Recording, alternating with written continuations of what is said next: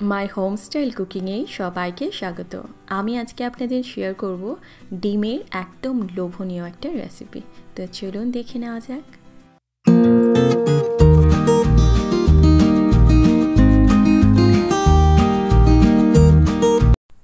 সবার প্রথমে আমি ডিম সেদ্ধ করব। তো এখানে আমি 5টা ডিম সেদ্ধ হতে বসিয়ে দিয়েছি।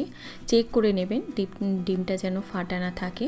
তো ডিমটাকে ভালো করে সেদ্ধ করে খোসা ছাড়িয়ে নিয়েছি। এবারে এই ডিমগুলোকে আপনারা এরকম করে ছুরি দিয়ে কেটে নেবেন। অনেকগুলো এরকম করে চেরা লাগিয়ে দেবেন, তাহলে ডিমটা অনেক সফট হবে, ভেতরে নুন মশলা ঢুকবে, খেতে ভালো লাগবে। চাইলে কাঁটা চামচ দিয়েও ফুটো করে দিতে পারেন। তো আমি আজকে এভাবেই করছি। সবকটা ডিম আমি কেটে রেখেছি। এবারে নুন, হলুদের গুঁড়ো, সামান্য একটু লঙ্কার গুঁড়ো দিয়ে এই ডিমটাকে খুব ভালো করে মাখিয়ে নেব। আমি ডিমের অনেক রেসিপি আপনাদের শেয়ার করেছি। আজকে যে ডিমের রেসিপিটা আমি দেখাচ্ছি সেটা গ্রেভিটা হবে একদম স্পাইসি আর খুব রিচভাবে বানাবো, যেটা আপনারা পোলাও বলুন, ভাত এইসবের সাথেই বেশি ভালো লাগবে। চাইলে রুটির সঙ্গেও সার্ভ করতে পারেন। তো দেখুন ডিমগুলোকে আমি মিডিয়াম ভেজে রেখেছি, মানে খুব বেশি লাল করিনি, আবার একদম সাদা ডিমও আমার ভালো লাগে না, হালকা ভাজা।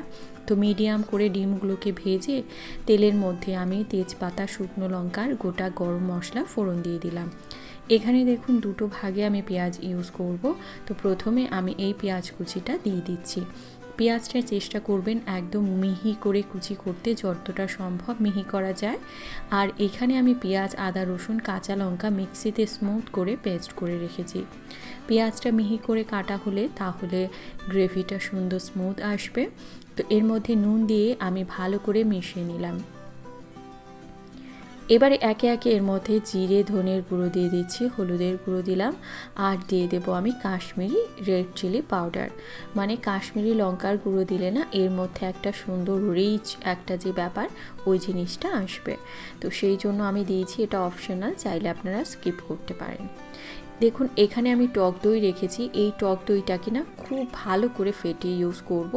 আর এখানে কাজু বাদামটাকেও আমি শিলে একদম মিহি করে বেটে রেখেছি। আর এই টক দইটা আপনারা এরমভাবে ফেটিয়ে নিতে পারেন বা মিক্সিতে ভালো করে ঘুরিয়ে নিতে পারেন, যাতে করে এর মধ্যে লাম্প না থাকে। লাম্প থাকলে কিন্তু গ্রেভিটা সুন্দর রিচ আসবে না আর স্মুথ আসবে না।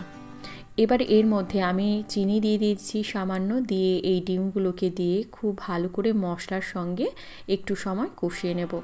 আমি আগেই এর মধ্যে নুন দিয়েছি, তো নুনটা আপনারা একটু চেখে দেখবেন, নুনটার টেস্ট অনুযায়ী দেবেন।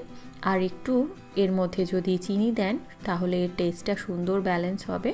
আমি ডিম যে বাটিটায় মাখিয়েছি সেই বাটিটা ধুয়ে একটু জল দিয়ে এটাকে চাপা দিয়ে একটু সময় রেখে দেবো।